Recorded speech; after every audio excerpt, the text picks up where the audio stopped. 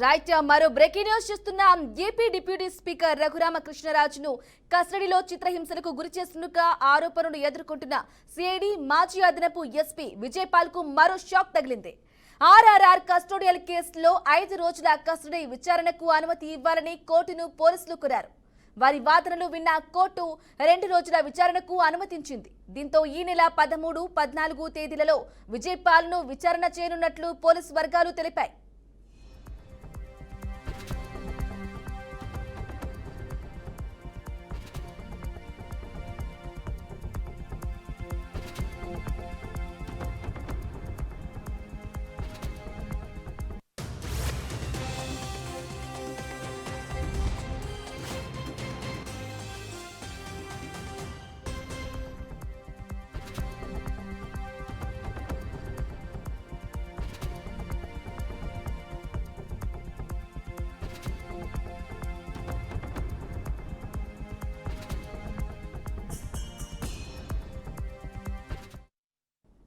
Right breaking news చూస్తున్నాం. AP deputy speaker రఘురామకృష్ణరాజును కస్టడీలో చిత్రహింసలకు గురి చేస్తున్నట్లుగా ఆరోపణలు ఎదుర్కొంటున్న సిఐడి మాజీ అదనపు ఎస్పీ విజయపాల్ కు మరో షాక్ తగిలింది. ఆర్ఆర్ఆర్ కస్టోడియల్ కేసులో 5 రోజుల కస్టడీకి విచారణకు అనుమతి ఇవ్వాలని కోర్టును పోలీసులు కోరారు. వారి వాదనలు విన్న కోర్టు 2 రోజుల విచారణకు అనుమతించింది. దీంతో 13, 14 తేదీలలో విజయపాల్ ను విచారణ చేయనున్నట్లుగా పోలీసులు తెలుపుతున్నారు. ఇదే విషయంపై మరింత సమాచారం అందించడానికి మా ప్రతినిధి వాసు అందిస్తారు. వాసు,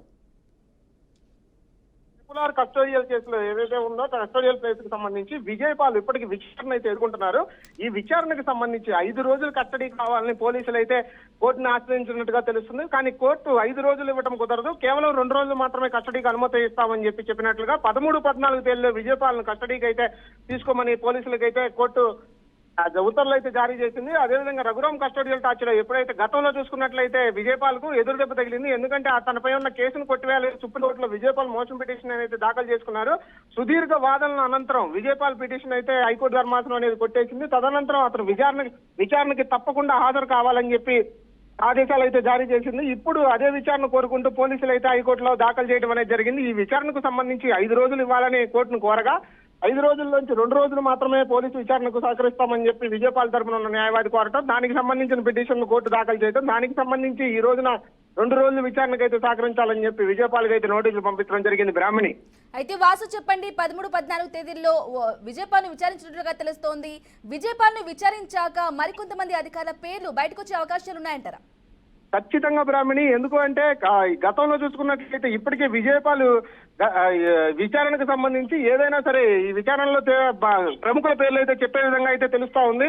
అటు పెద్దతలుగా ఎప్పుడైతే సిఐడి విచారణలో RRR కస్టోడియల్ టార్చర్ కి సంబంధించి జగన్ పేరు బయట పెడతారనేది అనేక చర్చలు అయితే జరుగుతూ ఉన్నాయి. దీనికి సంబంధించి ఇప్పటికే గుంటూరు GGH సూపరింటెండెంట్ ఎవరైతే ఉన్నారో ప్రభావతి, ఆమెను సైతం విచారణకు పిలవాలని చెప్పి హైకోర్టు ఆదేశాలు అయితే జారీ చేసింది. అదేవిధంగా ఈ కేసులో ఇప్పటికీ ఇన్వాల్వ్ అయిన గత సిఐడి చీఫ్ సునీల్ కుమార్ సైతం ఆయన పేరునైనా సరే చెప్పే అవకాశాలు ఎక్కువగానే కనిపిస్తున్నాయి. బ్రాహ్మణి.